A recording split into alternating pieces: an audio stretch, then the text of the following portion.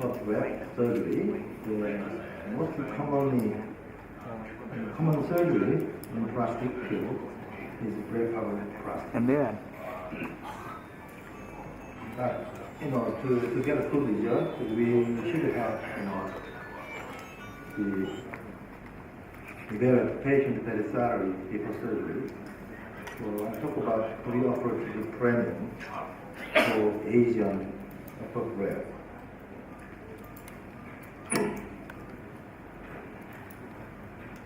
Usually patients want permanent natural Asian appearing creases. They do not want an eye that look Western. So we should assess the upper eyelid position and contour and coolness of pre-tarsal region.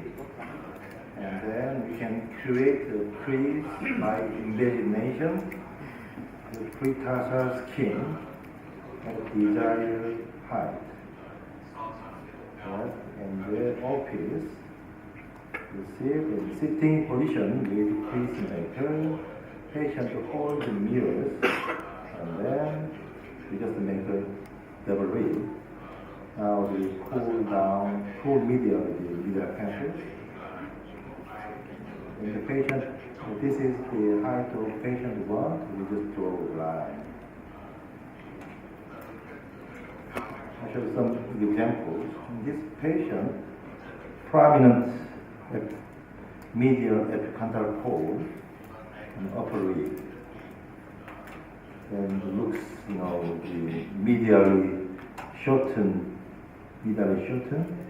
horizontal palpebral fissure. By the way, his eye looks very small. This is after surgery photo. Of course, in this case, I take out some fat. What is changing? Look at the lash. Lash is now protruding upward after surgery. In this patient, we have to remove the fat properly. Look at this patient. This patient, she cannot open her eyes because if she opens her eyes, the lashes irritate the cornea and make some pain on her eye. After removing fat, now she can open her eyes very widely. This is oblique view. The pupillate is gone now. Her eyes look very focused. Iris is changing. This is upper breast surgery. Look at the procedures. Now fat is naturally come out, fat is removed.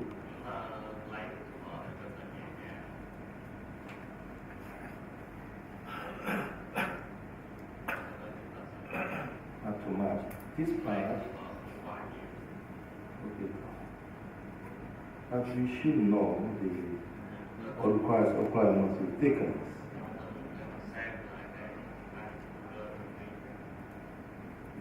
Look at this patient. Now the hold with 2 fingers, the upper lip skin. Fat is when we grasp this one, fat, we hold the fat is deposit back. The fat is very slippery. But lateral orbital fat is easily pinchy. First time you hold yourself, like this. How much is this one thick? Some person is very thin, some person is very thick. Very thick case, if the ocular muscle is very thick, after surgery, still the patient looks very happy. And then you push down the low eyeball, something moving forward, you can see this is the fat.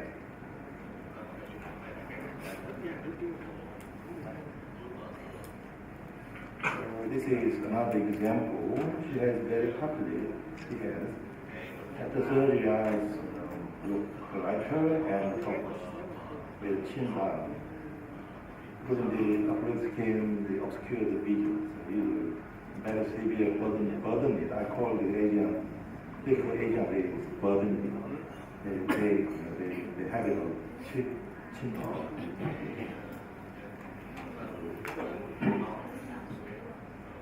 The side view shows the well-collected restosity as well. Look at the deep case. She looks very fluffy. What is not fluffy? This one is look very thick. And then left eyebrow is elevated. The side view after surgery, this one the bulged one looks improved, but she is dermoid. Dermoid makes some Blepharoplasty stretch. I can say to you, this patient have left eye, ptosis. Ptosis means droopy. And this one is basic, this is good. Of course, the after surgery result is not, good. This crease line is different. It's a little bit droopy still because of the more continuously push the Blepharoplasty.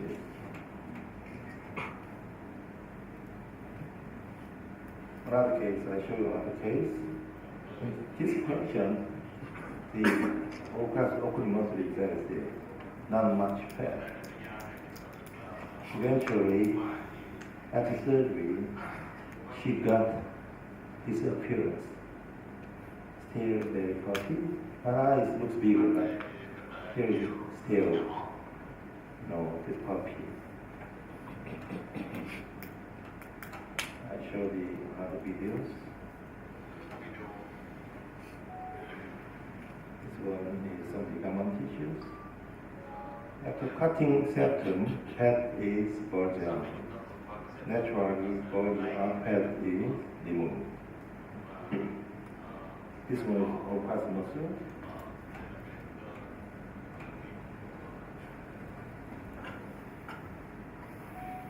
In pre-op evaluation, we should check, overall face exam, MRD1, interpalpebral features, liver function, and eyebrow position, skin and all crest muscle, thickening, and then fat, the proptosis. Proptosis means the eyeball goes forward. Some patients, the eyeball is not symmetric, and low position, low radio position as well. Look at this patient photos. What is different? You got to know this part is a little different from left side. Left side is up or this part is down. I think this part is down. So after surgery, what kind of result we can expect? Look at, I did the upper surgery for her. I feel interpalpebral tissue is different because in her light lower is down. We need to fix this problem. Look at this patient. She complained the light lower is down. And she thinks her eye is not symmetric. And I have to lift up the lower lid. This is after surgery photo. This one is now changing. Okay. And look at this patient. This patient complained of scratch show. Looks very much ghost-like appearance. This is the episode photos. I have to CPF means capsulopalpebral pressure detached. So it is elevated slowly. Look at this patient. She came to my clinic, complained of droopy lid and square shoulder.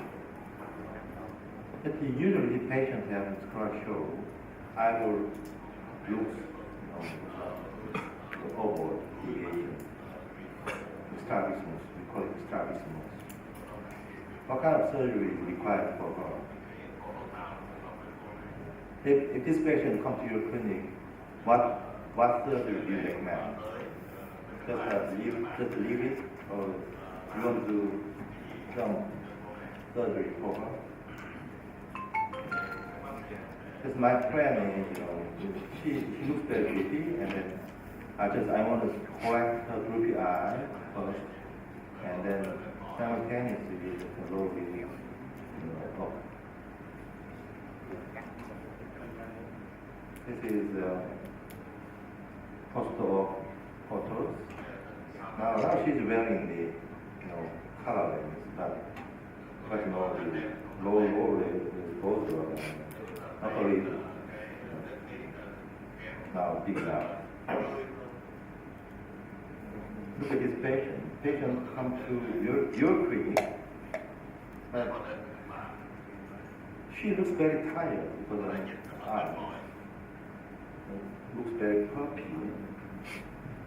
But I didn't know. I got to know she has some eyeball difference. I have some exophthalmometer to examine how much eyeball goes forward with exophthalmometer. Usually the one eye has goes forward. The this line should be a little bit higher than normal eye. This is after surgery photo, but looks different because the right eyeball is goes forward. Horizontal picture is different. Right horizontal picture is wider than left side.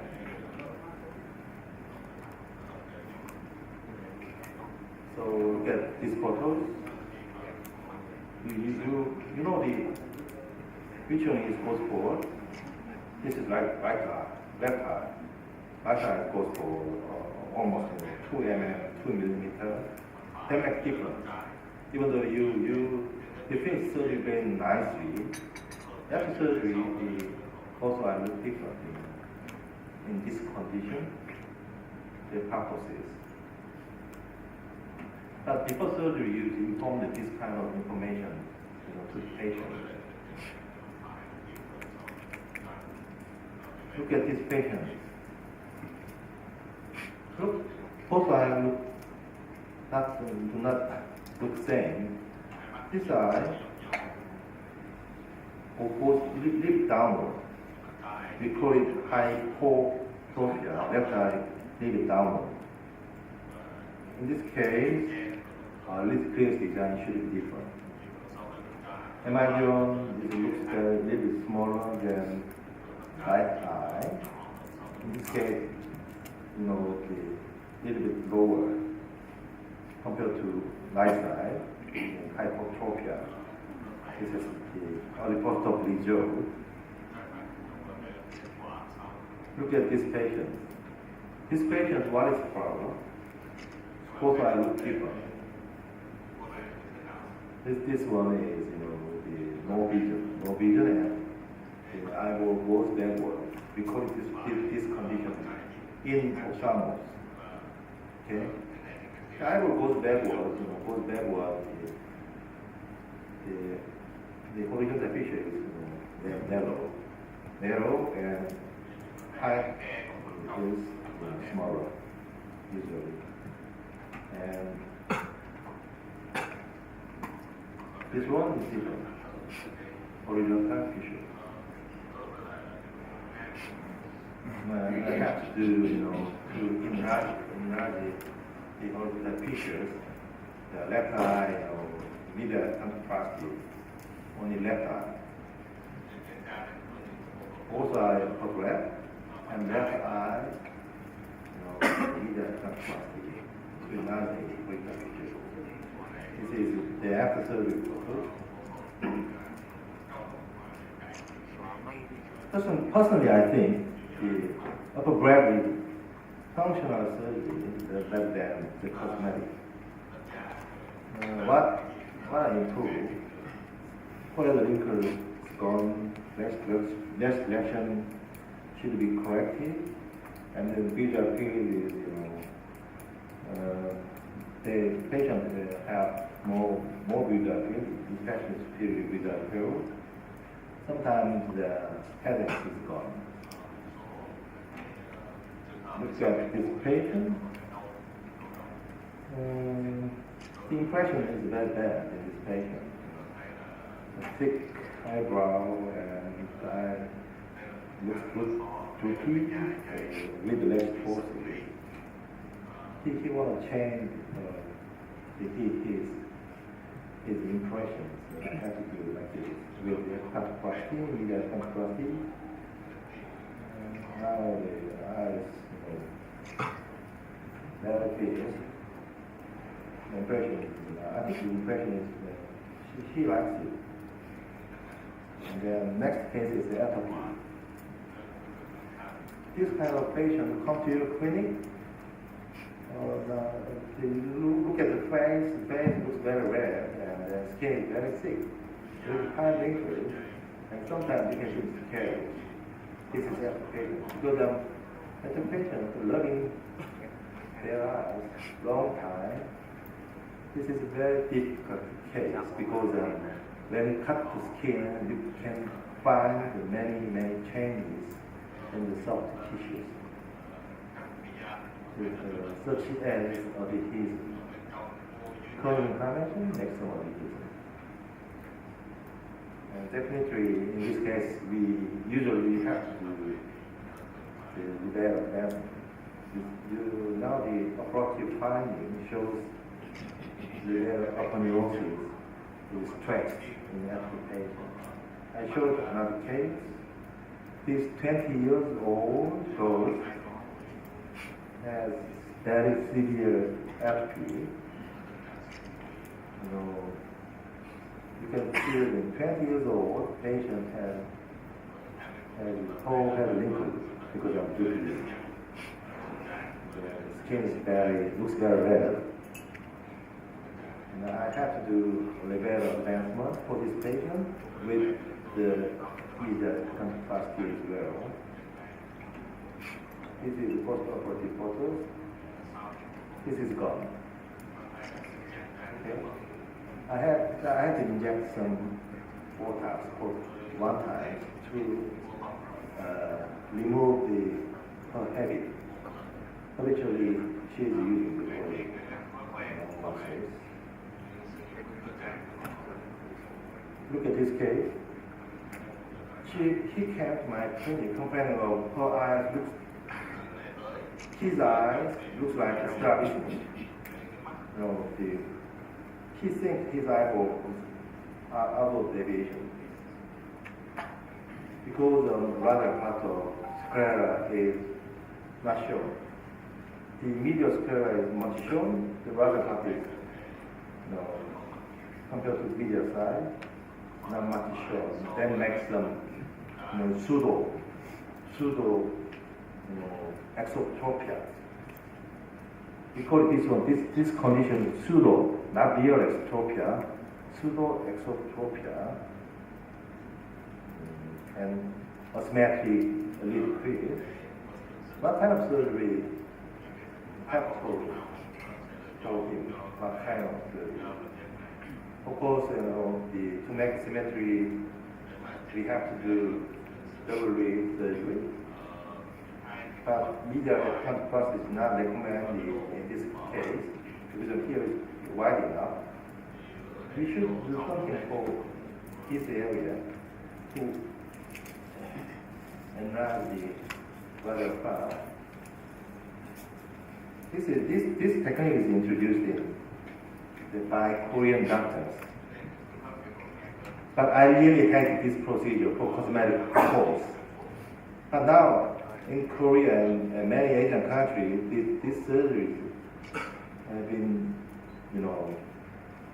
many these surgeries being done. This is episode because now the radial part sclera is much shown because I did the radial canthoplasty with Blepharoplasty.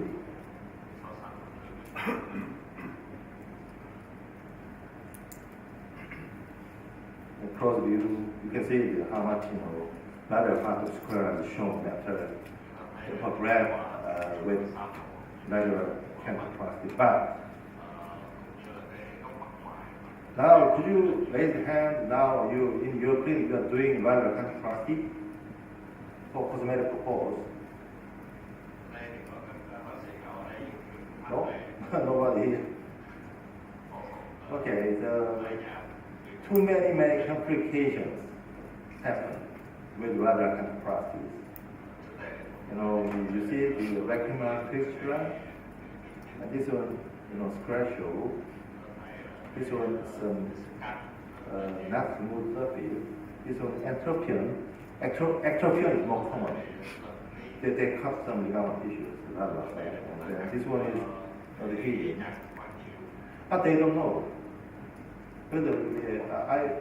I have specialists of the eyes where we examine the patient with some microscope. But so dirty, the part is so dirty, destroyed, many complications. It's rash problem. Sometimes rash is, misdirected rash touched to conjunctiva. Personally, I think this surgery should be stopped now. But reckless Korean doctors and many Asian doctors doing these surgeries. And then my thought is different. If some procedures hurt patient or not, this surgery should be abandoned.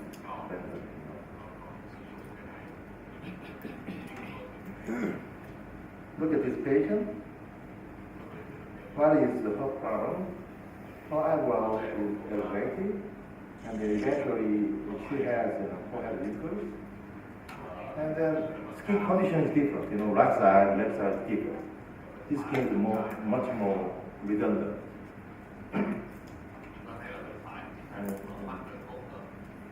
And MID1 is right defect to read margin. We call it MID1.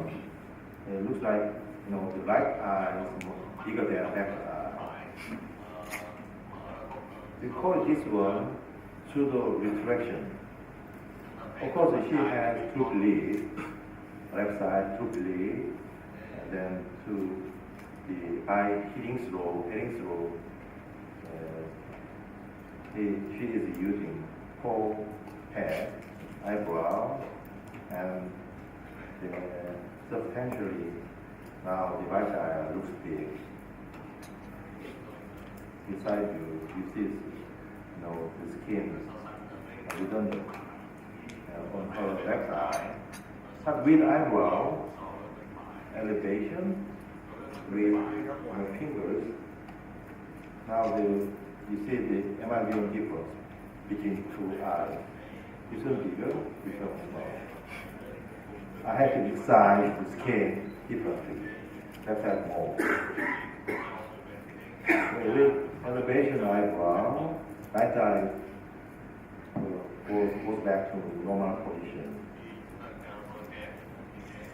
And I have to do the advancement for her left eye. This is after surgery. So now the eyebrows down, the both eyes which are symmetric. This one overlip view. Look at this patient. Of course, you see what is her problem. Left eye looks very opaque, with a large lid crease with some conniving. In this case, one eye surgery recommended or both eye surgery recommended? She want to make her left eye like her right eye, but usually in post-eye surgery, we should do both eye surgery because I'm getting so. One eye surgery, you can do one eye surgery, the other side is goes down because of latent forces. This patient wearing contact lens for a long time. One is healing slow. Left eye, right eye down. Okay? Repeatedly, manually elevate like this. See again. Left eye droopy, and manually elevate. Left eye, the other side is down. This one, and both eyes are required for this patient. This is called having positive test. Here is the episode photo. Now, of course, I have to do both side surgeries. The conclusion is like this.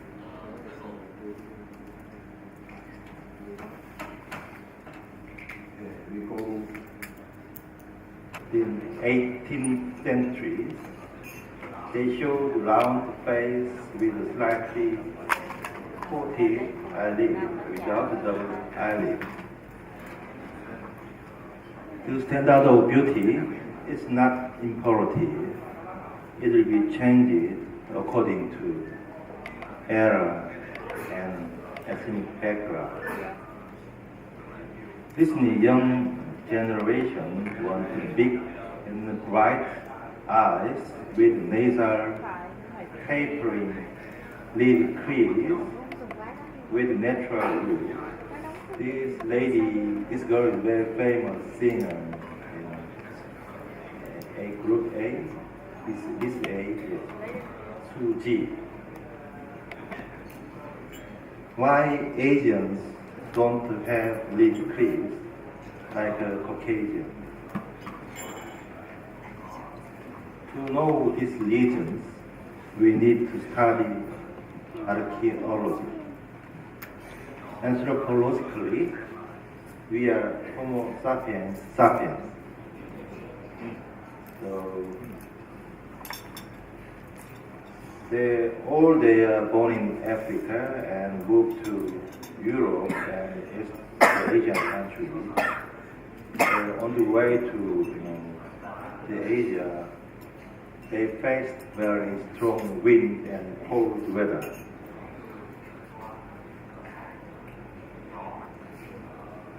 So this is evolutions of human beings adapting to the climate and the environment. They had to close their eyes to protect us, and they got populated. From the evolution, advantage is we can protect our eyes from harsh environment. But we got letosis, visual field problems, and sometimes the headache due to photoris hyperreaction. Personally, I think the purpose of blepharoplasty is to fix negative effect from evolution.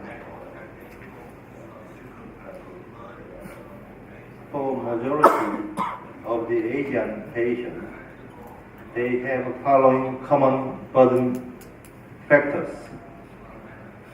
Therefore, it is important to try to correct these burden factors during surgery. Burden factors are thick skin, or requires muscle, thick septum, and fat. Sometimes we can see the ligament tissue.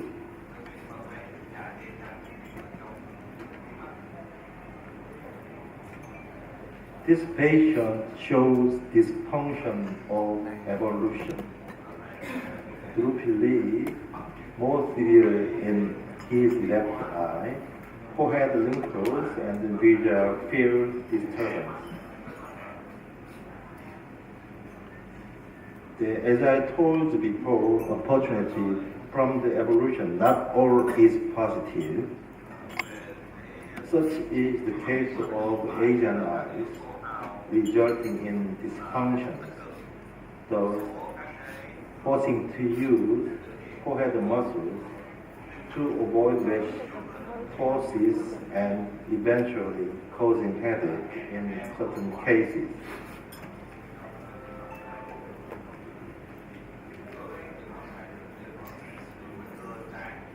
The surgeon must be familiar with shape and height of the Asian upper eyelid crease and educate the patient as to what can be achieved with surgery. This is checking points, interpalpebral fissures, and then tilt. This is tilt, eyebrow position, the Mongolian fold. We need to check it, these points. Look at this patient. No photos because to protect portrait of the patient face. In this patient, you see that after surgery, she changed a lot. Looks more comfortable. It's 3 months after surgery. Before surgery, it is very hard to look up. Because of downward pointing eyelashes, the irritated cornea, like this. After surgery, she can look up more easily. And downward pointing lash ptosis properly corrected, as you see in light photos, with the eyebrow down.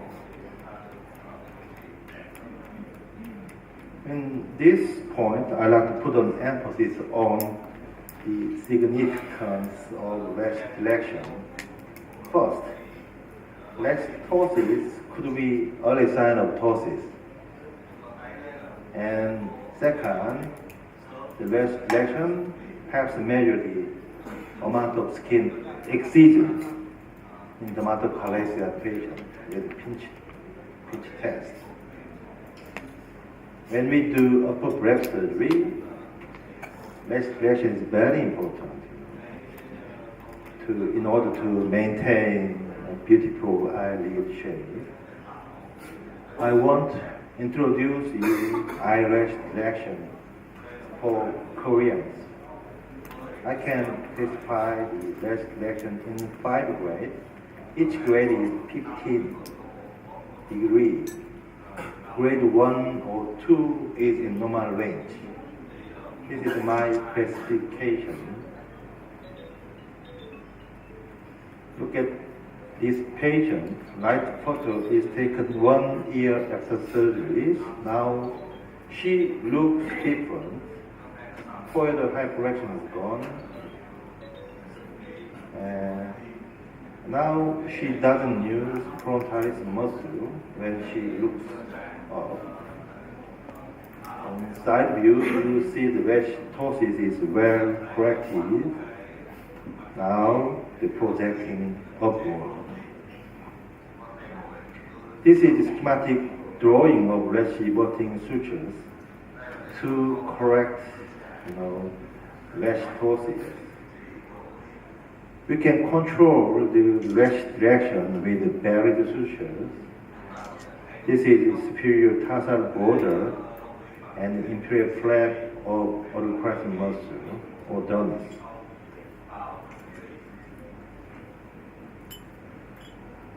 You see this drawing.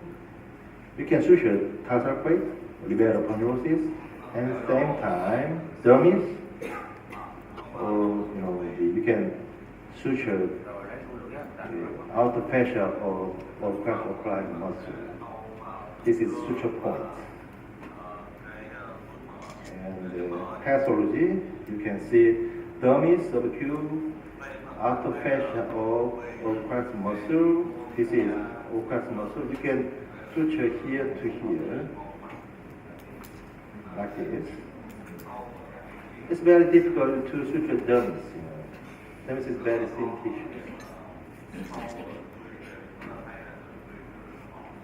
This is little fist-forming sutures. I showed you how can I suture, Oh, this is good. Next time. With the deeper suture, this is deeper sutures, we can divert irises more superiorly. So let's just drill down with the better sutures. You try to deeper sutures. Okay.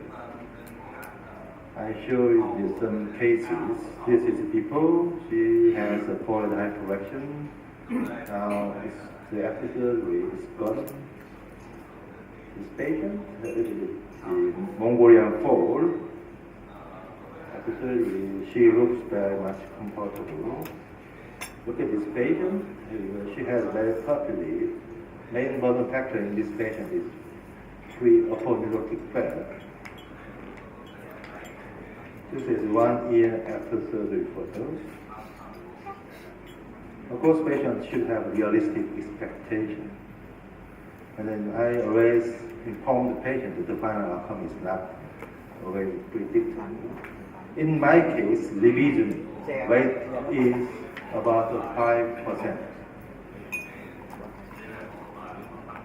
So with this, maybe you have this instrument, this maker, because it's very convenient to use to make a read quiz. And then precise MRD1. MRD1 is marginal diffract distance. Should be checked. And importantly, I show what is MRD1. This one is MRD1 from the light reflex, corneal light reflex to upper lid margin, not skin margin, upper lid margin. You shouldn't, be measure the skin margin. Skin is, downward, and then you lift up the skin like this, and to measure true MRD1. This one is MRD2 is corneal light reflex to low lid margin. Most predictable one is for ptosis patient evaluation is MRD1 because MRD2 changes sometimes according to low lid position. The sum MRD1 plus MRD2 is interpalpebral fissure. Okay? Now what you change it? This one is skin margin, not true lid margin. This one is upper lid margin. This is high skin fold. Skin folding. This is the fat after we change it like this.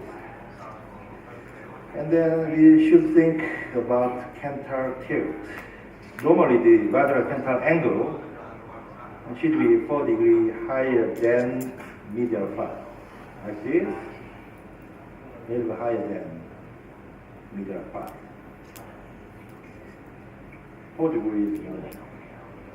But too much high, looks high, we call it the Mongolian fissure. This is characteristic of the Asian eyelids. Just compared to Caucasian and Asian eyelids. This is Caucasian. Which one is the highest portion in Caucasian? Medial to pupil is highest portion. MRD1 highest portion. Okay? Medial to pupil is highest portion with arch. But in Asian people, it's different because this one is downward position. So I checked the canthal tilt. Just to put the same canthal tilt to Asian patients, but not much different. This one is not much different. But why Asian eyes looks slanted more? Because of this one. Medial folding skin makes Asian eyelid more slanted. Okay? To correct this one, we lift up this medial folding skin, lift up. This is very important concept. We don't have to do lateral canthoplasty in this patient. Patient complaint is their slanted eye, but in this case we just try to do lateral canthoplasty. But as I told you before, the lateral canthoplasty is very dangerous procedure. not much difference. Whether cancer tear is only 2 or 3 degree difference between Caucasian and Asians. Look at this patient. She looks very much, slanty. She wants to fix it. Some doctors recommend, low rate gown surgery. Because this is one capsulopalpebral fascia tightening with blepharoplasty. Of course, we should do upper breast surgery in this patient, but I don't want, the big surgery for her. This is after surgery photo. Only I do upper breast surgery. But slanted eye seems to be improved in this case because I lift up this medial pudding skin. Okay? But I didn't touch the lateral canthal tip. Look at next case. She has much, redundant skin in the medial part. That makes some, her eyes looks very small and a little bit slanted.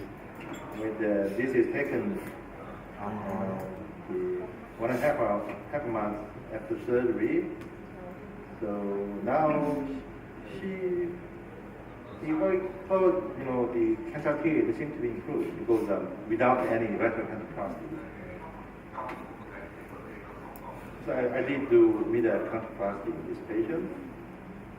So she looks very, slanty in this case. This is 2.5 months after surgery. I did the same procedure with the medial canthoplasty. Now, the slanted eye seems to be improved in this case without any canthoplasty. And so, pretarsal skin tension is very important for evaluating patients. Because pretarsal skin loosening makes the eye droopy. Look at this case.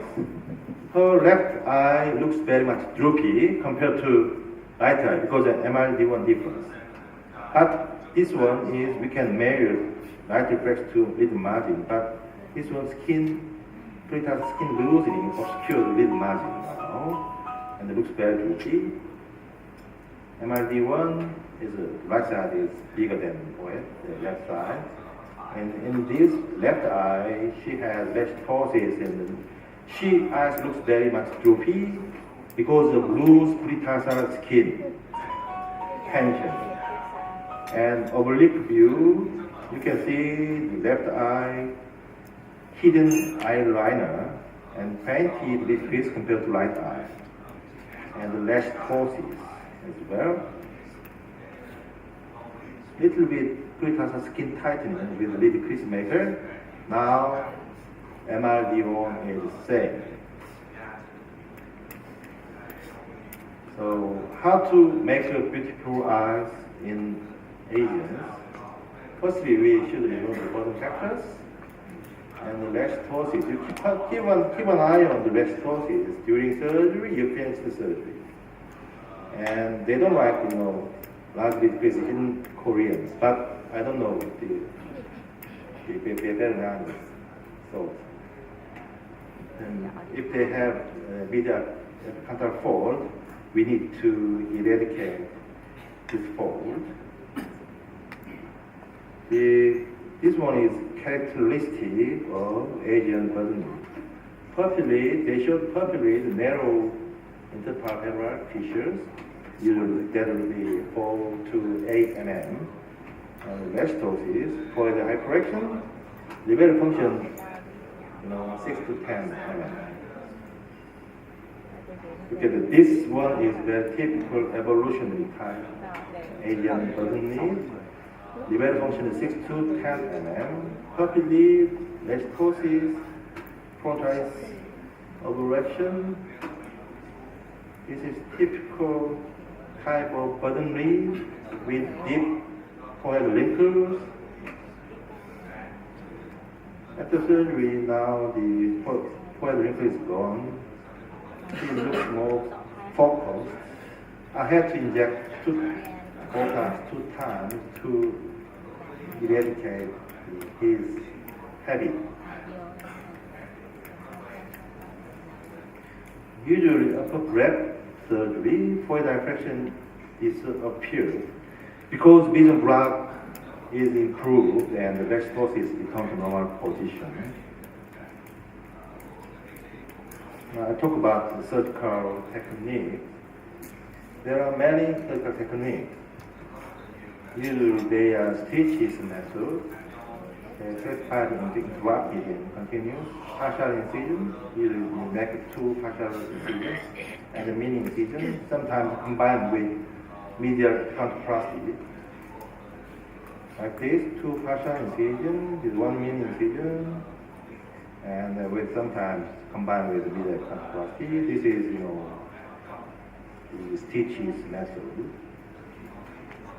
First, possible precise marking is very important, which is the meticulous hemostasis, and then some muscle tissue is excised. Opening section naturally come out fairly removed, very much conservatively. There are waxy sutures. And finally, we do crease formation suture. When we do skin sutures, done like this. Sometimes we combine with the libera adjustment. I showed you some videos.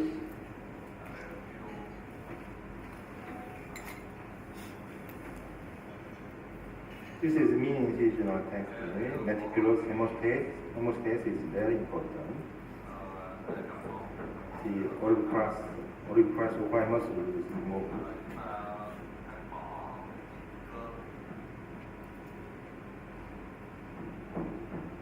The septum is now covered.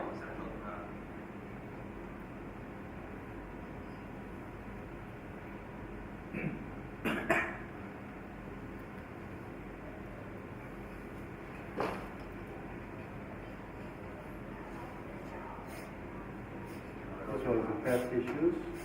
Naturally come out fatties, conjunctive.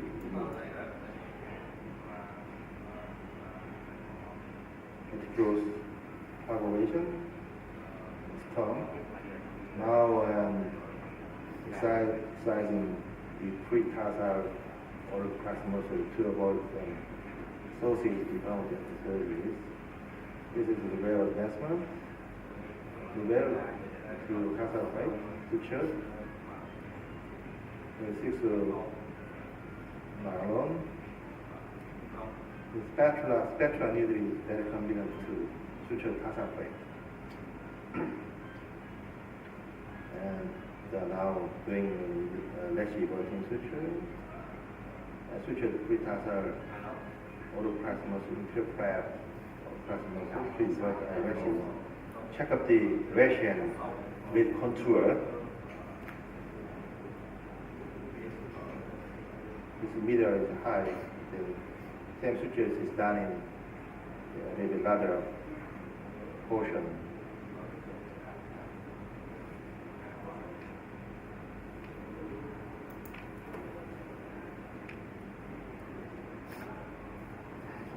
Usually two points better suture to correct, to clear.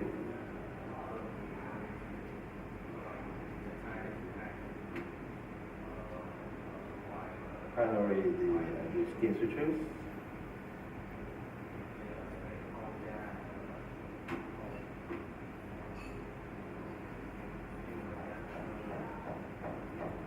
Okay.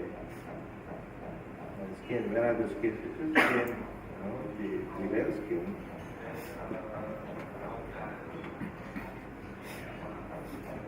To prevent some lipid distribution after surgery. What is the purpose of liver advancement in Asian race? Firstly, it accentuates the lipid crease and prevent some lipid crease losing in the future. The patient wants bigger eye, cosmetically we can do liver advancement. And sometimes you can repair pre-existing liver aponeurosis fact.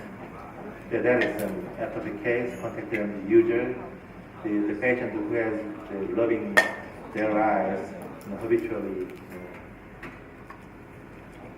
This is precaution. This is liver advancement. Liver advancement process is different from precaution because we dissect here.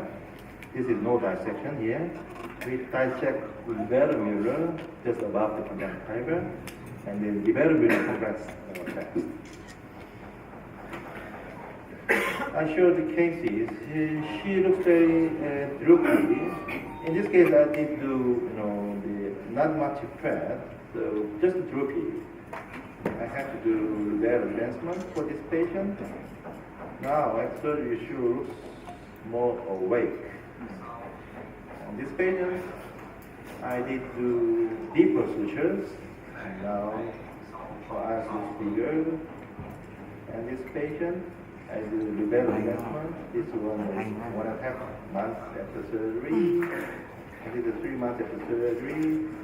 I did transconjunctival removal and low eyelid with liver advancement. Stitches method classified into interrupted and continuous. She came to my clinic with this losing here, and a little right side, you can see the glass increase compared to left eye.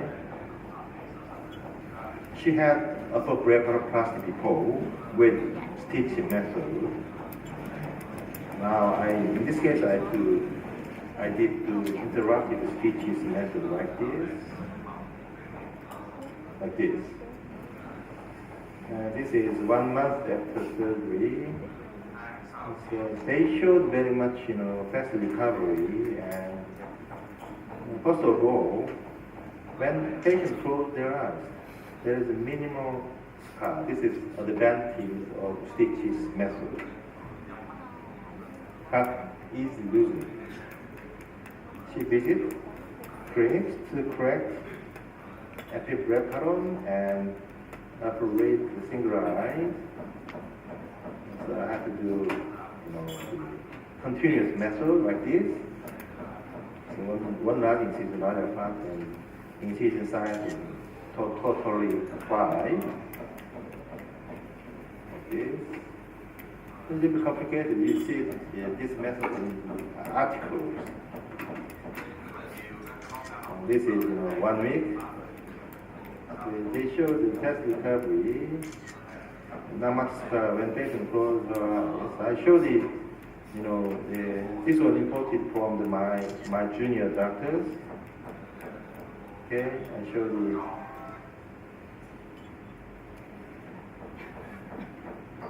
local injection, the conjunctival side, skin first and the conjunctival side local injection. He injected too much local, so you don't have to inject too much local. So, because you inject the local too much, it's swollen. It's swollen, the eyelid is sick.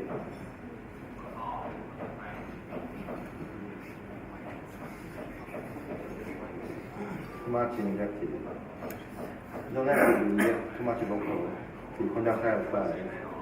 And then press down, the swelling goes down. Very subsided.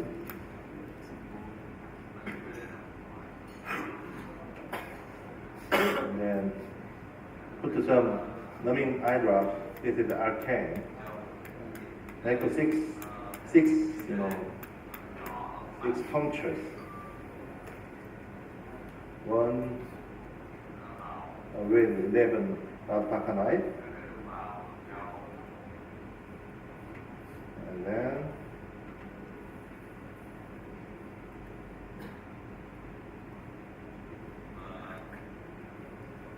with the procedures, cut some the small part of all cross muscles.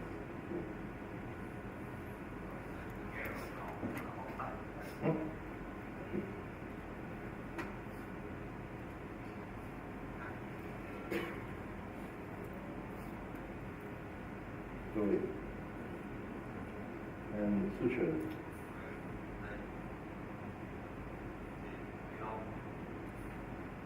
This is, he invented his needle, so curved one straighten.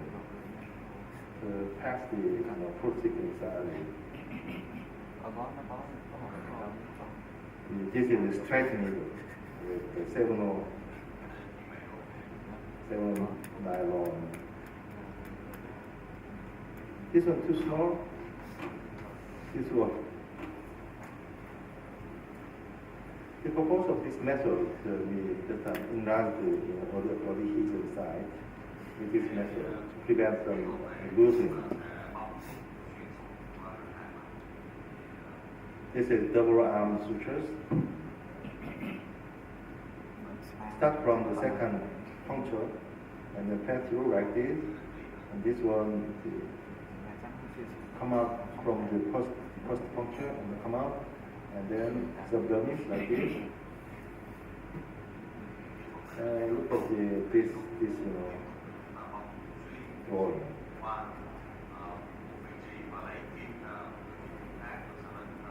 One is subdermis, one is supra Blepharoplasty to make an adhesion in this part, look at this part, and then make a loop.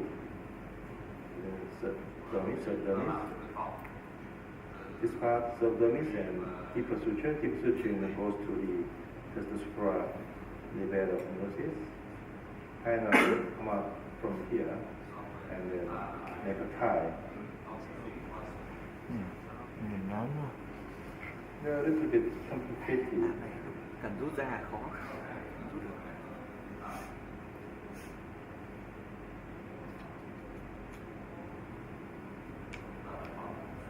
Now swelling is gone in this video.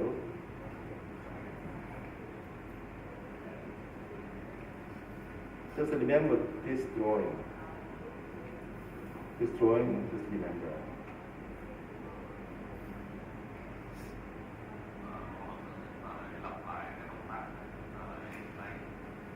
Very tedious. Okay. And finally, the sutures. Same procedures, repeated. To make a 6 puncture incision.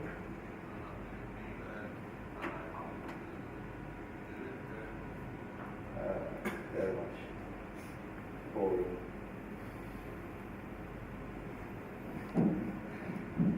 Because patient want, long-lasting decrease without scar.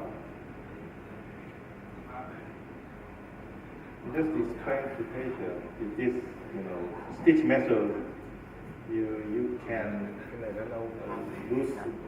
get loosened decrease in some days.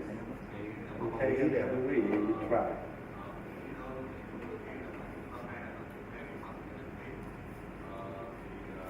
Finally, we go to the final step incision.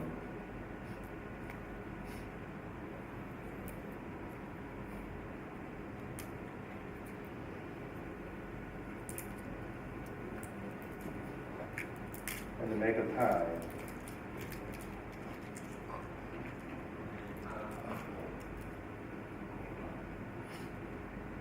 This is continuous.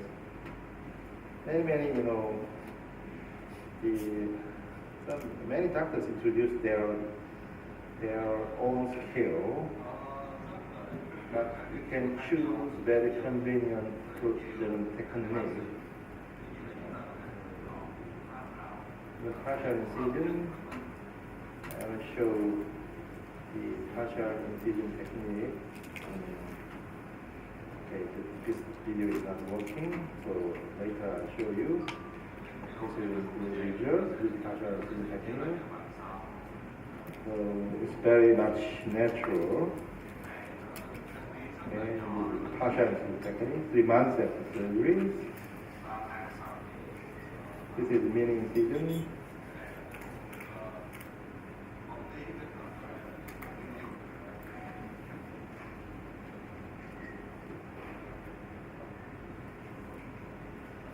Chris measurement by Facelift.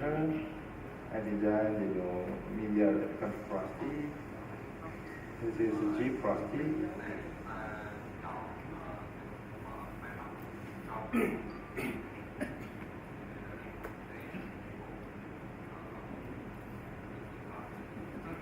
Incision length should be 3 or 4 mm, not too long. And local injections from the lateral side, and very much slow to reduce the pain and stretch out the skin. And with 15 pound cotton knife.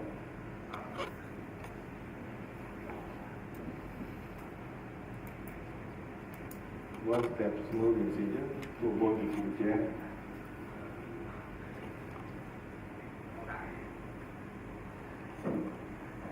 With the control,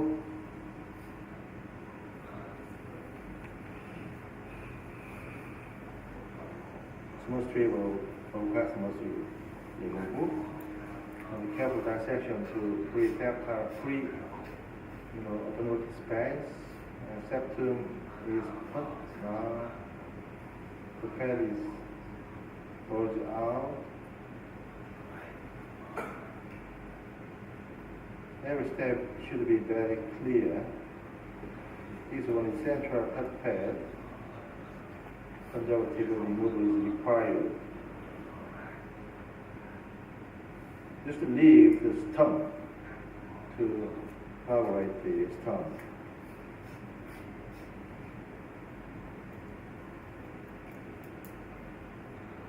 And the careful collaboration with bipolar country, and then 3 tarsal or cross muscle is now removed. To avoid sausage deformity, check up control and rest directions after removing burden factors. Now this is less working sutures. Diagnosis to artificial or cross muscles.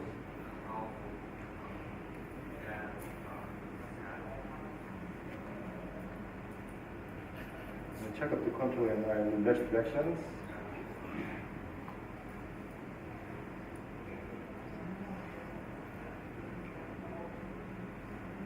Usually do 2 or 3 level sutures, see what IRS and make a little curves.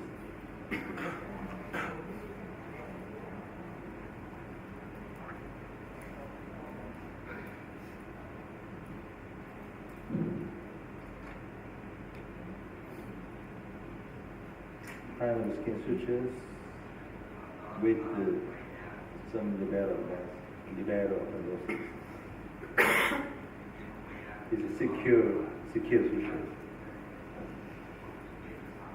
You can use the 6-0 or 7-0 sutures.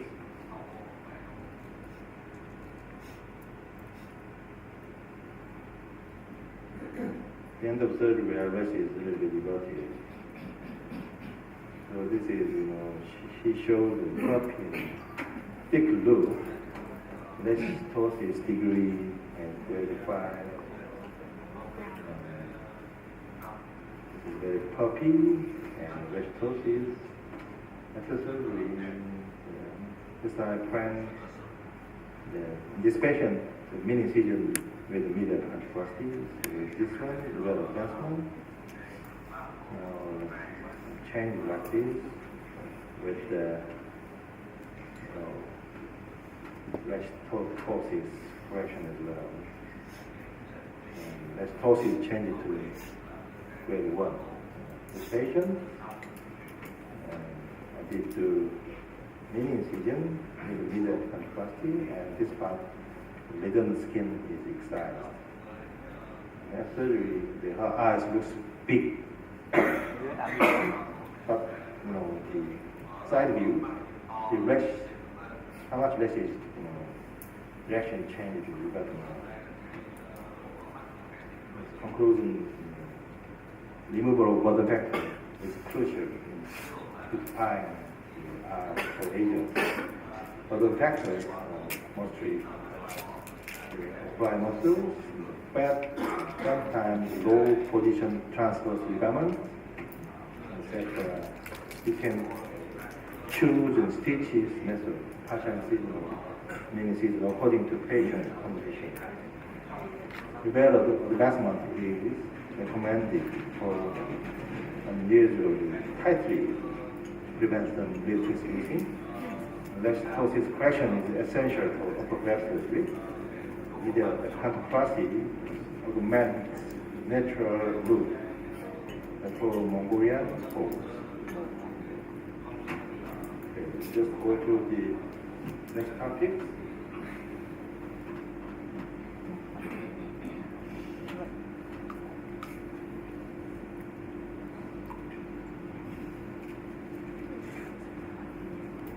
Next topic is how we overcome the prominent epicantal fold. In Koreans, Chinese, maybe we have some,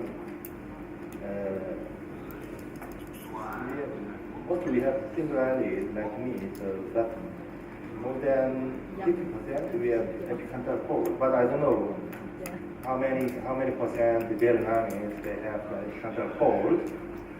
But in Vietnam, you have many ethnic backgrounds, but some people come from China. Some people come from China, some people come from Thailand, but original Vietnam people, many people is mixed. So generally, epicantal fold exists 50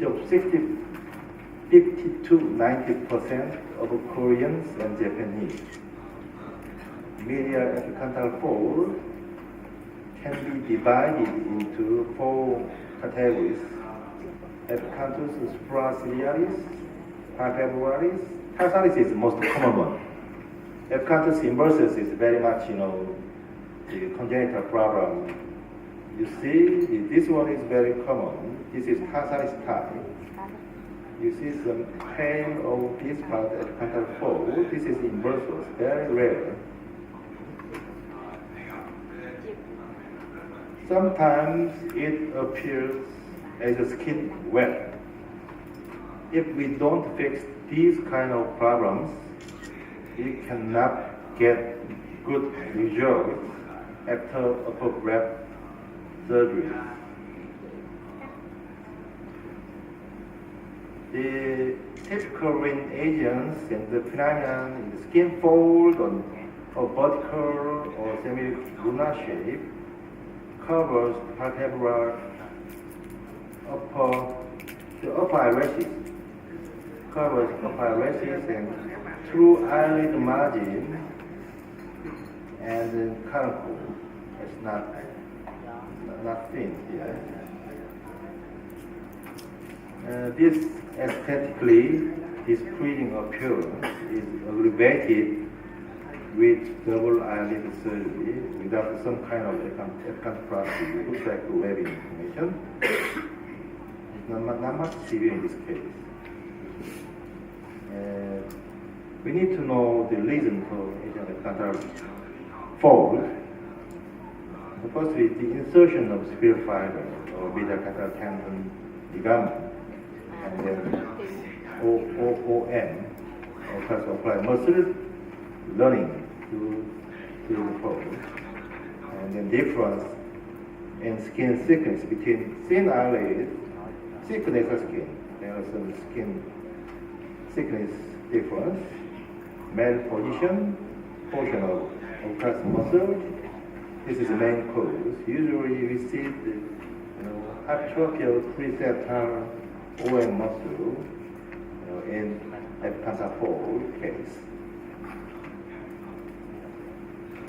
How we correct this epicantal fold?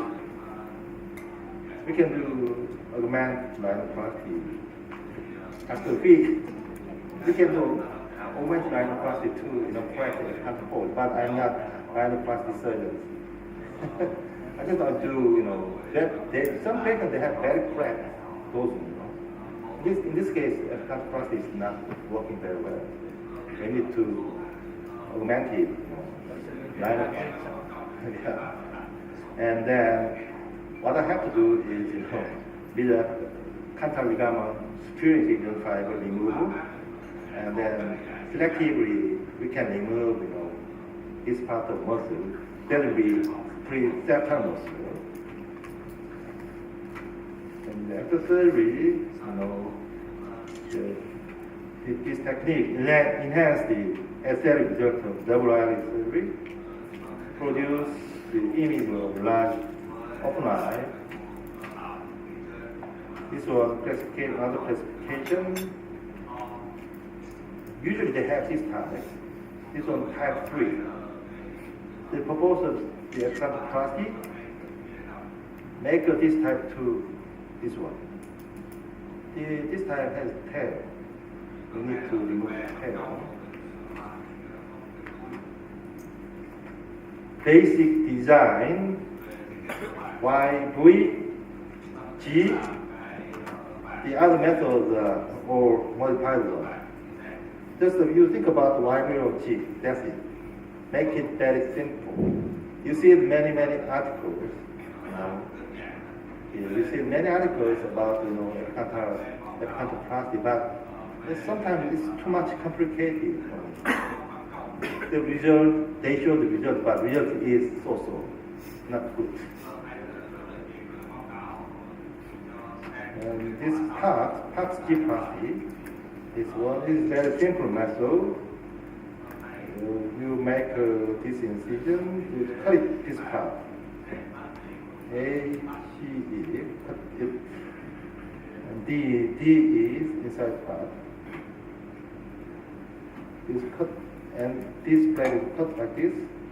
This flag is moved to AC. Like this one. It's very simple, but this one leaves some scars. Dr. Park is ENT doctor. But he's very smart. He's Korean. Park is Korean, very popular last name. He is ENT doctor, but ENT doctor is very much active. She become now eyelid specialist like Shulalis in Thailand. This one is, root Z. This one is very convenient for doctors. It's very, design is very simple. You pull medially like this with your fingers and go like this. It's very simple. This horizontal line to the medial canthal end. This one is medial canthal 4, just vertically, and final line is go to the medial canthal end like this.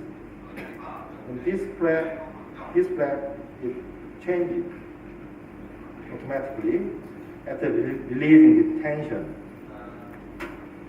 This is the ideal amount. Current pull is properly shown. Is current pull. Current pull is too much shown. Patients complain a lot. Some patients visit clinics complaining of too much shown of current pull. They will close the epicanthal fold.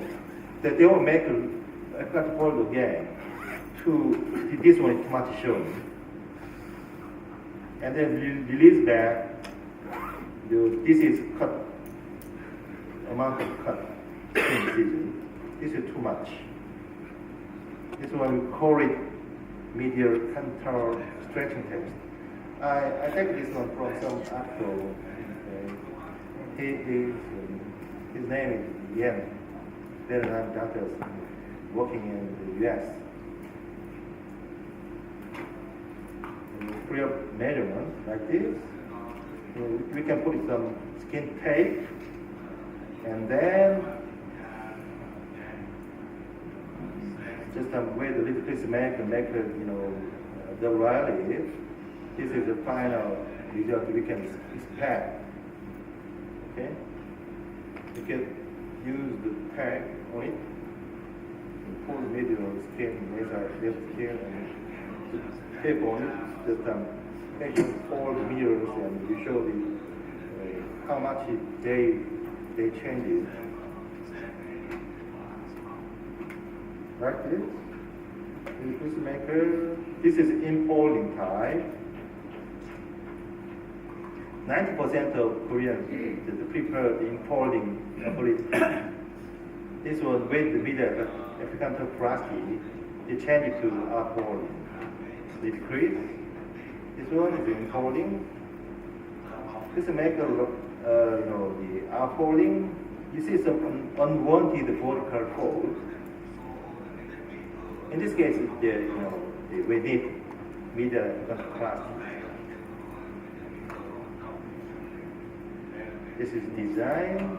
This is Mongolian fold. This is higher portion. You just make incision higher medially. That makes the upfolding. Follow below the Mongolian fold. This one is infold. This one is unfold.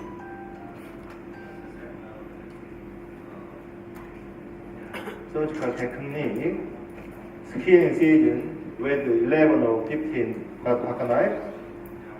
Incision length should be 3 or 4 and not much long. And then release the skin tension, release the tension inside, middle canthal area. There's some superior fiber from the middle canthal tendon to dermis. Just release the tension. And then make the skin, or not skin flap, skin requires muscle flap. Then usually the flap, skin muscle flap will change it after releasing the tension. The suture of the skin flap with several nylon. If there is double here, you need to cut it. They make the skin like this. This one. First design is like this. First design. And dissecting the middle canthal area, the flabby, switched like this automatically. And this is key suture. This one, and this one, and this one, key suture. You want more correction, you dissect, this part more. Like this. And then this flabby suture. This is final result. I show you the videos.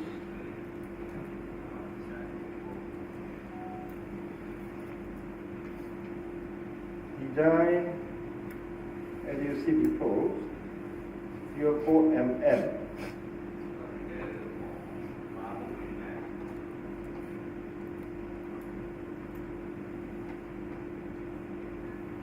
Vertical line. Now I'm using the 15 Blepharoplasty knife, cut skin.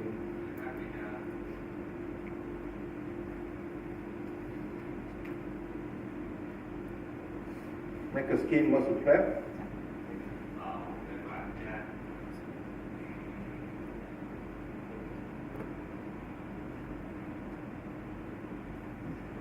Meticulous with control.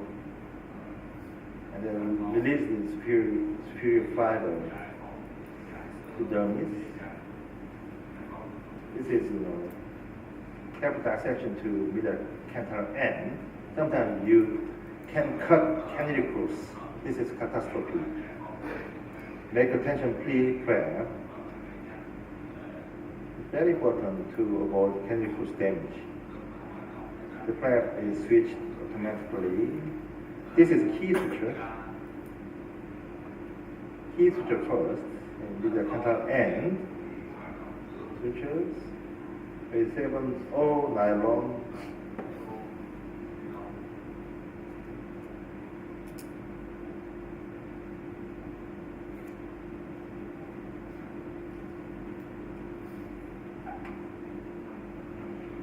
This procedure is very easy to understand, but there is some oblique scar here. And usually scars go away 3 or 4 months after surgeries.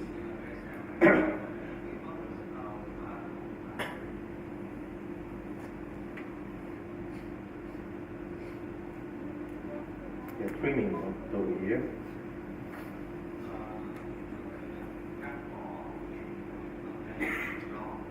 This is the final sutures. I show the result. He showed forehead wrinkles, and you see that this one curve is very much steep curve. Without correction of this one, we can get very beautiful eye. In this case, this one is after surgery photos. You see the eyelid, the brow is down, this curve is changing now like this. Look at this patient. Patient looks very weird, this one is, redundant. This one is a copy. This one examine, because vertebral features. This one is very wide compared to this one. And then I had to do the G-plasty, Blepharoplasty for this patient, like this. And then usually the make incision more medially to take out some pretarsal portion of all-parts muscle. At the same time, I did to remove this little skin and all-parts muscle. Change it like this. 3 months after surgery, the advantage of G-plasty is design, is being performed, and the sky is not much. As review, this one button lid after the level advancement, this one changes like this. This flap it changes. This one, I had to do level advancement, then with Blepharoplasty. But she has, very oblique scar, but it goes away 3 or 4 months after surgery. Sometimes you can, patients complain of redness and hardness, and you can get some steroid, dexamethasone, triamcinolone, 2 or 3 times.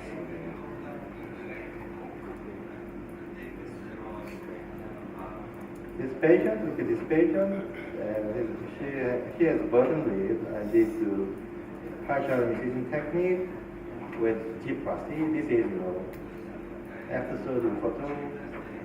She is satisfied with the result, but she went to Army service and came back from Army 4 years after surgery, but still this one is loosened, and then she complained of some depression scar at Blepharoplasty. I had to remove this one scar tissues and then make her decrease again like this. And putting skin is very easy to correct. Just the neck incision, partial incision in medial part. She changed a lot like this. This is limited surgery. You don't have to stress from limited surgery.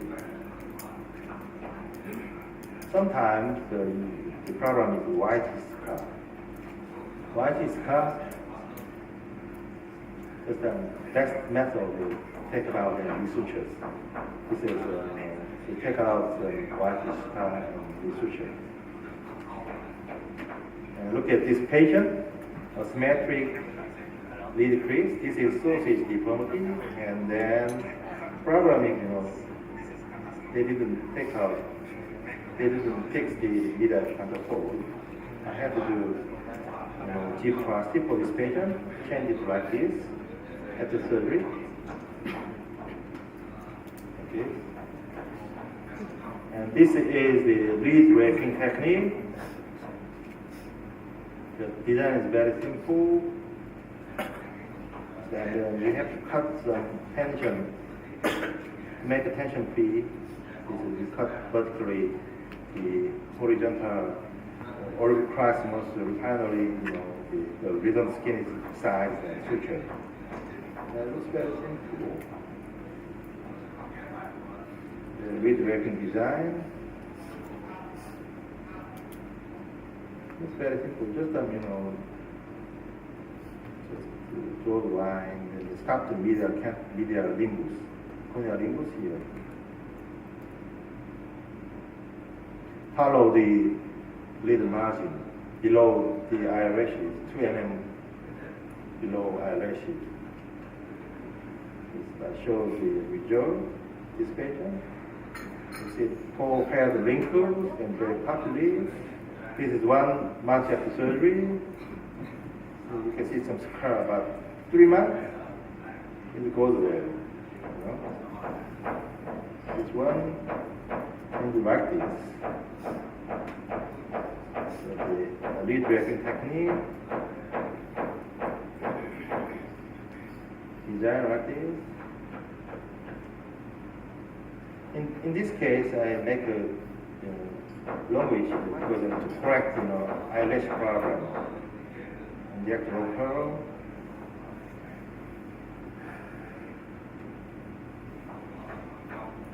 Cut skin.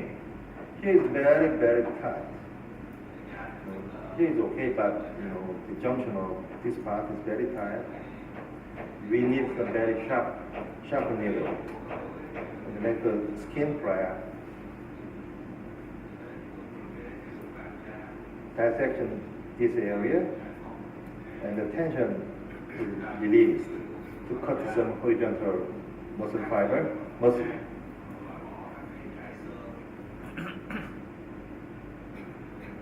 Make the skin plane now.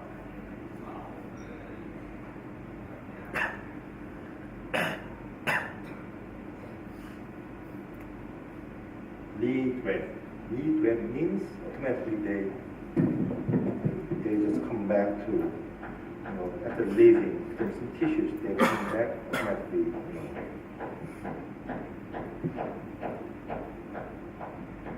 And this is key sutures. Usually key sutures do usually 6 or 9 long sutures to make a U medial canthal end. This is key sutures, and then redundant skin is excised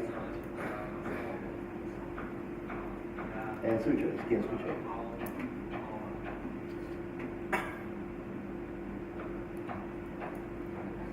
And then we can switch skin sutures. Show you this one, show you 2 months. Scar is hollow rhythm margin. Compared to Blepharoplasty, in terms of scar, this one looks better, but it takes time with this method. We need many stitches. This one is with drapings, but the effect is not good. Station, so 1 month and 3 months with the draping technique. And then this patient shows the forehead diffraction. She had congenital ptosis. Previously, she had 3 times operation when she was 5 years old, 13 years old, 19 years old. Now she is 20, maybe 5 or 6 years old, but she looks still good. And then with the Mongolian fold. And she look up. She is using forehead muscles. What is the problem? Shallow with quick, medial skin curtain, and medial epicanthal fold, sclera shows because she has droopy lids. MRD1 shows 1.5. Interpalpebral tissues 7.5. Liver function looks good, but she has congenital ptosis. I have to do root G Blepharoplasty with maximum liver advancement in this case. This is 1 month of surgery. Now she is satisfied with the result, but she has some cornea problem, cornea erosion, something like that. So I prescribed some lubricant. Now she is using lubricant. And in conclusion, best design of medial epicantroplasty is the wide wheel of G plasty. The goal of medial epicantroplasty is to change the type 3 to type 2 by PAX classification. The choice of surgical method depends on surgeon split plus. You can choose you prefer. Some methods are very complicated with given. Okay? Usually scar fade out in 3 or 4 months after surgery. Okay, we have some break time. It's a little bit difficult to do. Now, most worrisome complication is highly decreased. Patients with complications after graft, patients visit your clinic, highly decreased. They want to make her highly decreased small. This is very challenging case. You should remember this one. Too much highly decreased makes a poor aesthetic appearance. It looks unnatural in Asians. You think about the tarsal thickness height, tarsal plate height, The center only 6 or 8 mm. How is the management of supratarsal fold? This patient visited my clinic complaining of a drooped lid and large lid crease. She had 2 times above Blepharoplasty before. So 30 years old female. Look down and look up position. But fortunately, she had enough skin to excise because of this one brow to upper lid crease. The length is more than 15 mm. If there is oblique view, she had a pretarsal skin loosening and eventually she had rhetosis, upholding lid crease.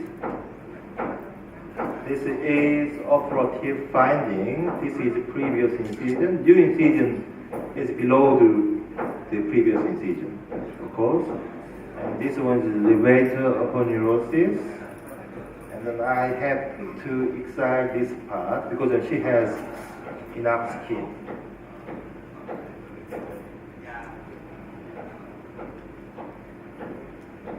Previous decrease line, she changed it like this. Skin excision with levator advancement, cross view. She looks more focused now. The yellow part is excised skin. This part is excised. This part is excised, and I have to do levator advancement. This is different but similar case. Usually, high supratarsal fold, patient looks very good. And Asian people, in Caucasian, not like that. This is post of 3 months photos. Why high supratarsal fold? Patient looks very droopy. With fixation, very high portion of levator Patients, open their eyes. This is the levator selection. You think about the back side, you pull down. Front side is different. Power is different. You fix here, and the power is very weak. Eventually, the high lid crease patient has droopy lid. This is more powerful in front side.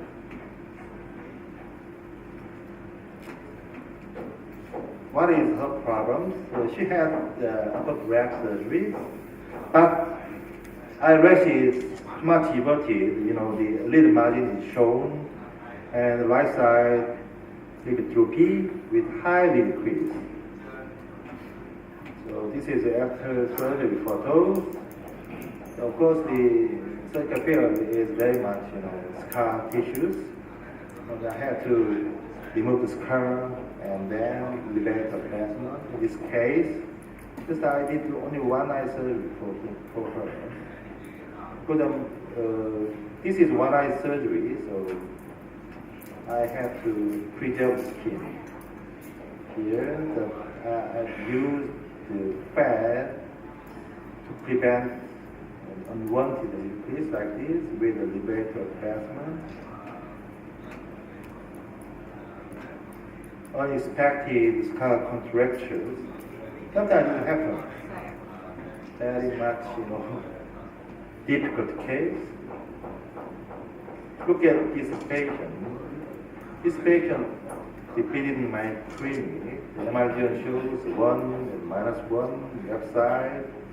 Liver function 8, 6.5. In this case, of course, I did do. She had 2 times operation before. I did, surgery. Did this in my surgery 3 times. And she came back to speech this out after 1 week. She looks fine, but came back 1 month after surgery, like I expected. What is next step? Do you know any ideas about this patient? 1 month came back to your clinic, but patient compliant, lifestyle too much big. Some doctors, I do revision for this case. Lifestyle is too much high. The revision and it release back to your next plan. But 1 month is not optimal time for revision.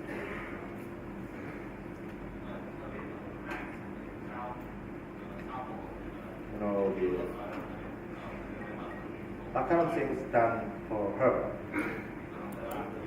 I have to inject some Botox upperly, 6 units, paralyze the liver muscles. To save time, the 1 month is not optimal time for revision. We need to wait for 3 or 6 months for revision case. I think inject Botox here, upperly. Here, 2 points, and then this is Botox, 1 or 2 weeks as Botox.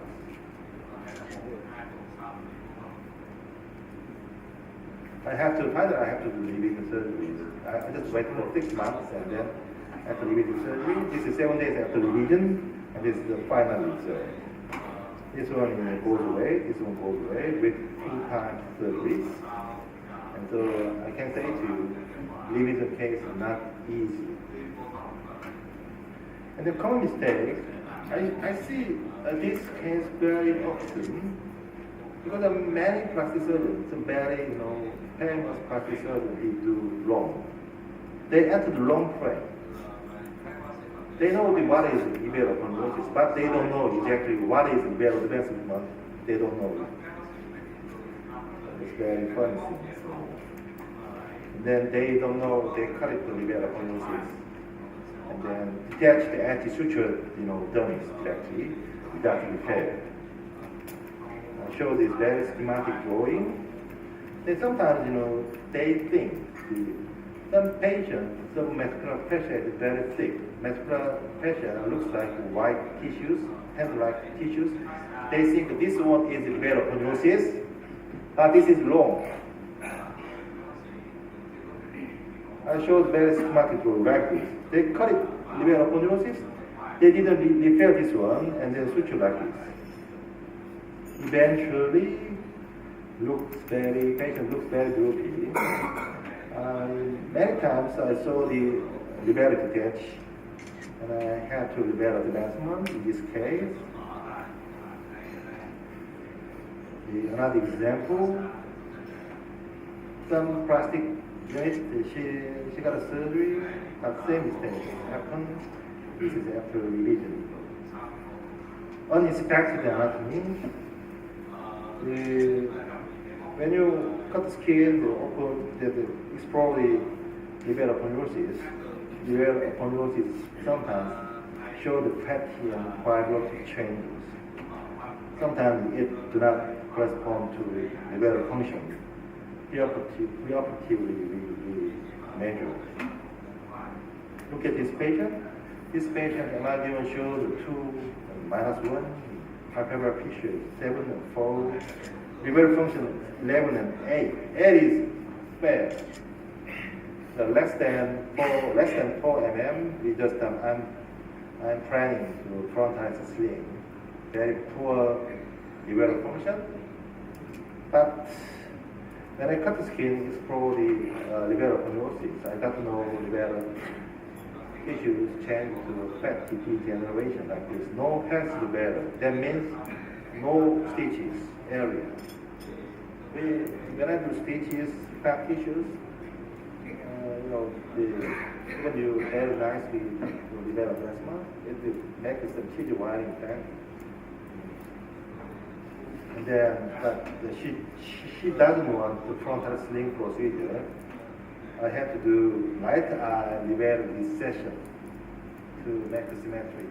Light eye down, and this is 9 days after surgery. Light eye liver recession. Liver recession is opposite of liver advancement. Then in left eye, liver maximal advancement, but still left eye small. So this is, the 1 month after surgery. This looks small. And I had to do frontal sling procedure in this patient in 1 month after frontal sling. But the result is not quite tricky, but this is a very difficult case. Look at this lady. This lady has, liver function more than 8 mm. But process is very much severe, and I planned, liver surgery because liver function is more than 4 mm. But process is not corrected with maximal liver advancement. What should we do for this patient? I converted to frontal sling procedures. This is episodic photo. Another example, she has, upper breast surgery before, but left side looks droopy, and she showed mild to moderate ptosis. Liver function is good to fail, means more than 8 mm. You see, liver function is not bad, but operative finding shows too much fat generation in this patient.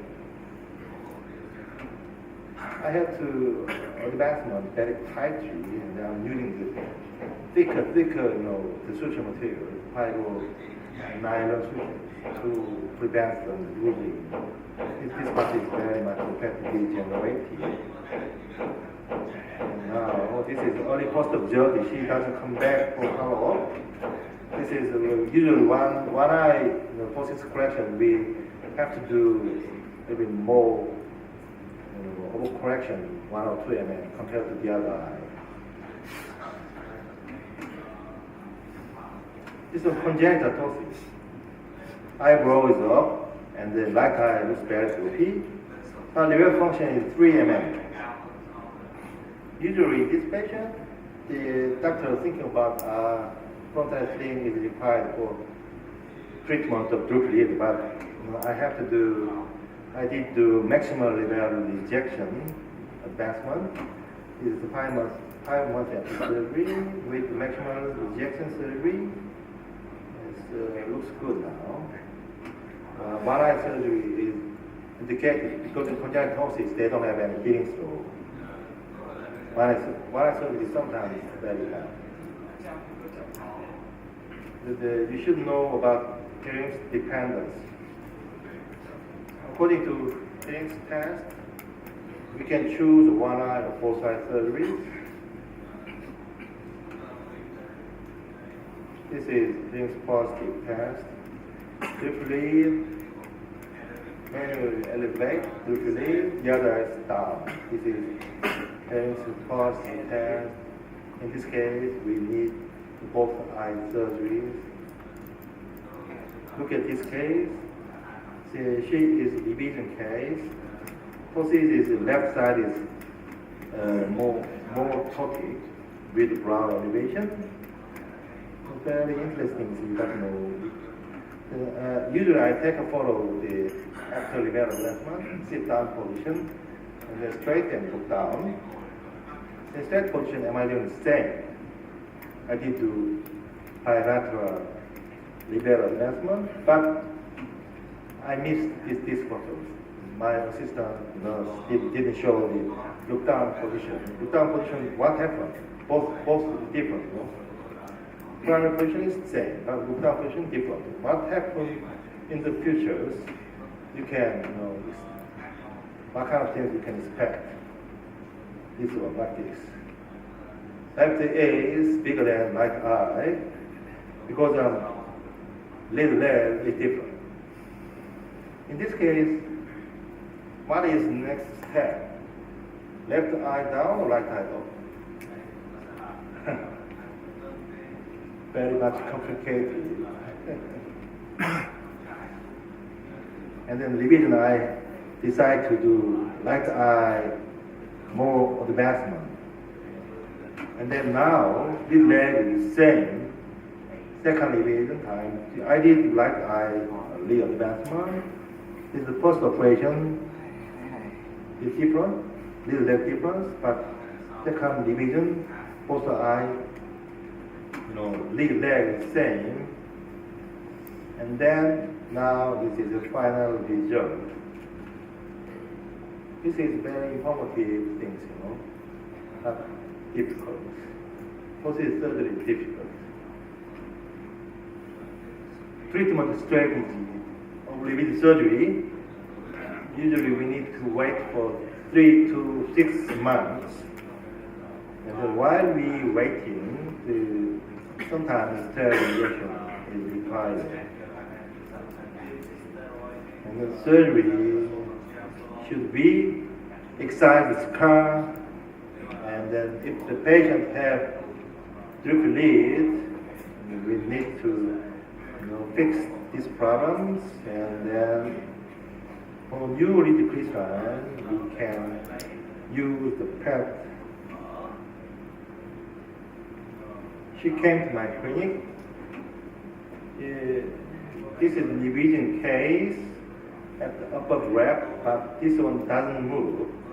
Low, downward, straight, and upward, it doesn't move. That means the whole plane is scar changing. Whole plane. There is no gliding zone. Very much difficult case. I wait for 6 months. She showed very poor elevator functions. Because I cut some scar, and you see the scar change. All this is change scar. This is the bed tissues. And I had to do the bed advancement for this patient.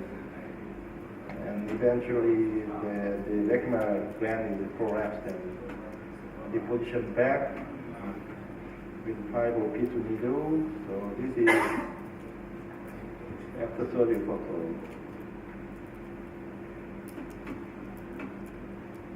Protective mechanism? Protective. Eyeball protective mechanism. We should check the best mechanism. Patient, I just ask the patient, you close your eyes and then you put it like this. Eyeball goes up. When we sleep, eyeball goes up like this. This is the best phenomenon. So if the patient don't have best phenomenon, the operation is not recommended because the patient have corneal problem. Corneal irritation, sometimes very bad case, patients lose their vision because of corneal ulcer. Yes, few rectus function is important too. And then I just examine the eyeball movement, especially before ptosis surgery. The spirit function is decreased. I don't do overcorrection. And dry eye, this is should be checked. Look at this case. Patient the ptosis. Patient have ptosis and no best phenomenon because she had surgery. This is the superior orbital fissure syndrome. The cranial nerve 3, 4, 6 nerve is paralyzed totally, and the vision is lost now because after meningioma surgery. But she is very young now.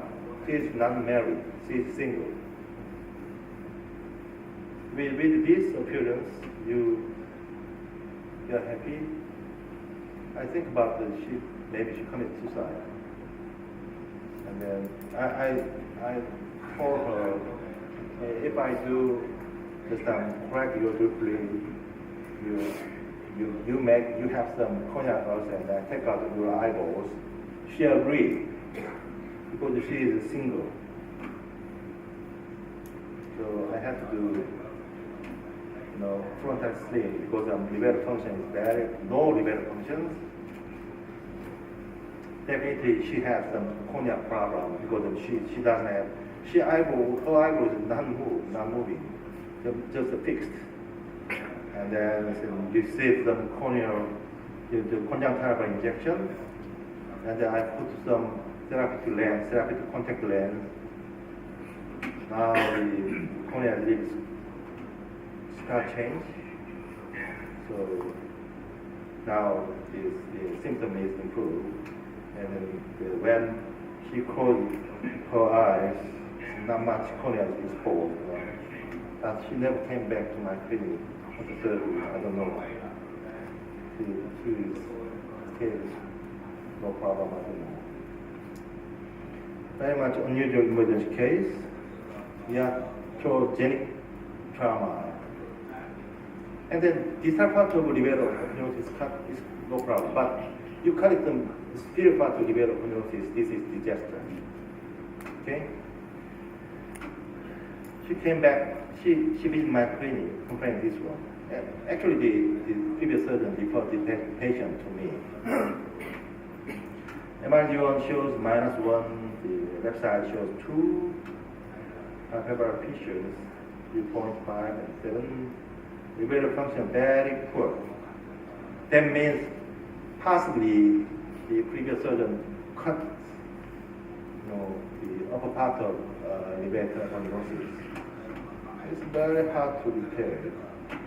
I got to know when I explored this patient, I found the cut edge of liver tuberculosis here. Very severe upper portion of liver tuberculosis. Of course, I to repair this part to tarsal plate, which the one when patient come back for stitches out. The photo is not around the patient, to protect patient's portrait. Okay? This photo is exposed to other areas. The patient got to know this one. Academy should have responsibility for this one. Next problem is the pretarsal occiput muscle problem. She looks very droopy with sausage deformity because still she has a pretarsal portion of occiput muscle. With the pretarsal occiput muscle removal and then with the liver replacement, she changed like this. This case I showed before, this one, the sausage deformity. I have to inside the pretarsal occiput muscle with scar excision.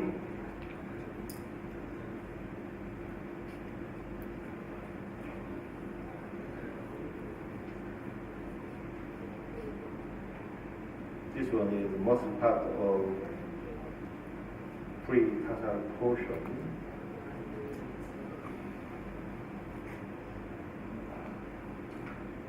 Careful dissection. This is some adhesion.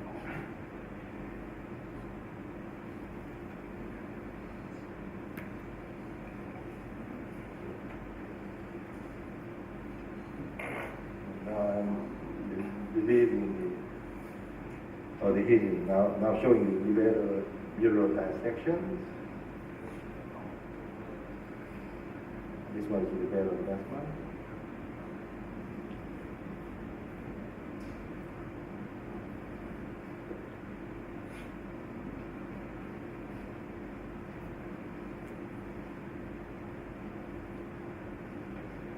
Check up the lid control and height. Skin sutures.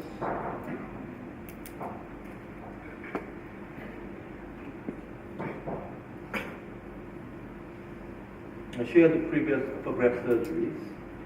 Still looks tired and gives bad impression.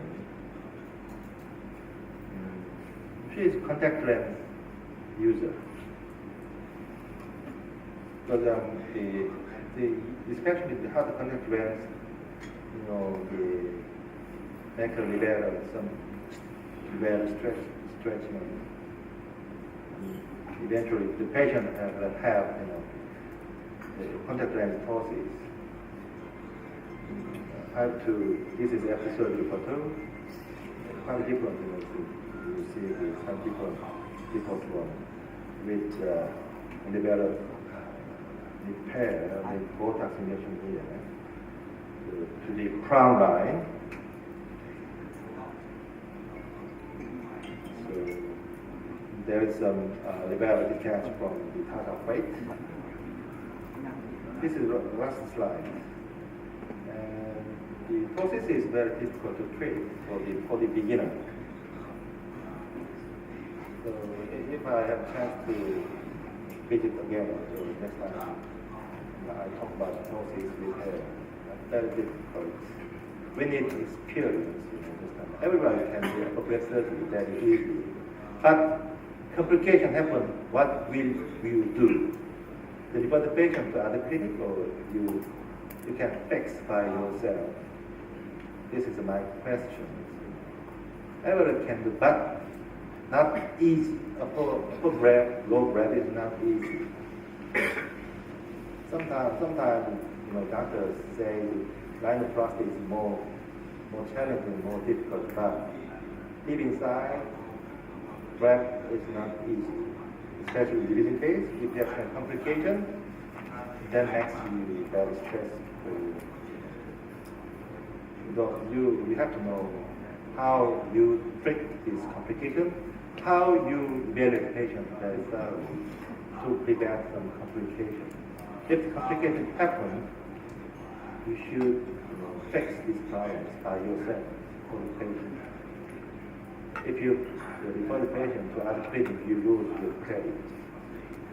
This is my thought. And we can have some question and comment time.